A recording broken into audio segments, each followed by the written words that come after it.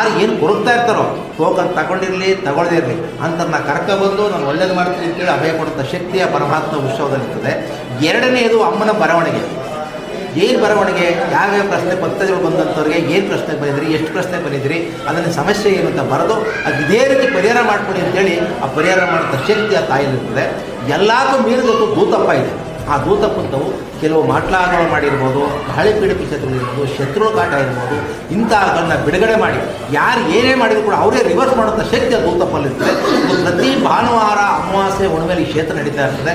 ಬೆಳಗ್ಗೆಯಿಂದ ಹಿಡಿದು ಸಾಯಂಕಾಲ 4 ಗಂಟೆಗೆ ಕ್ಷೇತ್ರ ನಡೀತಾ ಇರ್ತದೆ. ಇದರಲ್ಲಿ ಭಕ್ತಾದಿಗಳು ಕೆಲವಾರು ಎಲ್ಲ ರೀತಿ ಒಳ್ಳೆಯದಾಗಿರೋ ಕೋರ್ಟು ಕೇಸು, ಮಕ್ಕಳ ಪಾಲದಲ್ಲಾಗಿರ್ಬೋದು, ರಾಜಕೀಯವಾಗಿರ್ಬೋದು, ಅಥವಾ ಶತ್ರುಗಳ ಕಾಡಿಂದ ಆಗಿರ್ಬೋದು, ಮಾಡದಿಂದ ನರಳ್ತಾ ಇರುವಂಥ ವ್ಯಕ್ತಿಗಳಾಗಿರ್ಬೋದು, ಅಥವಾ ಮದುವೆನೇ ಆಗದಿರುವಂಥ ಜನಗಳಾಗಿರ್ಬೋದು.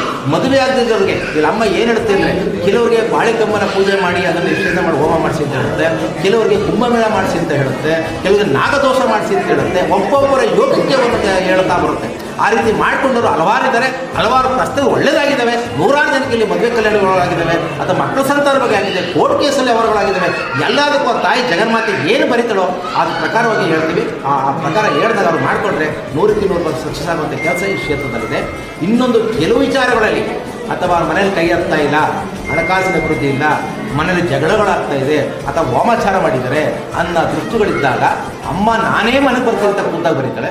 ಆಗ ಆ ಮನೆಗೆ ಹೋದಾಗ ಒಂದು ಕಳಸ ಮಾಡಿ, ಪಂಚಕಳಸ ಅಂತ ಮಾಡಿ, ಅದರಲ್ಲಿ ಕೂಡ ಪೂಜೆ ಸಲ್ಲಿಸಿ 3 ರಿಂದ 4 ಪೂಜೆ ಮಾಡಿ ದಿಗ್ಬಂಧನೆ ಮಾಡಿ ಒಂದು ಬಾಳೆಕಂಬದ ಇಟ್ಟು ಅದನ್ನು ಪೂಜೆ ಸಲ್ಲಿಸಿ ಈ ರೀತಿ ಮಾಡಿದಾಗ ಅದರಲ್ಲಿ 100ಕ್ಕೆ 500 ಭಾಗ ಒಳ್ಳೆದಿರ್ತಾ ಇದೆ. ಆ ಭಕ್ತರಿಗೆ ಬಯಲಿ ಬರ್ತಾ ಇದೆ. ಆ ತಾಯಿ ಇಂಥ ಕ್ಷೇತ್ರ ನಡೆಸ್ಕೊಂಡು ಹೋಗ್ತಾ ಇದ್ದಾರೆ. ಯಾರು ಬೇಕಾದ್ರೂ ಬಂದು ಪ್ರಶ್ನೆ ಕೇಳ್ಬೋದು ತಾಯಿ.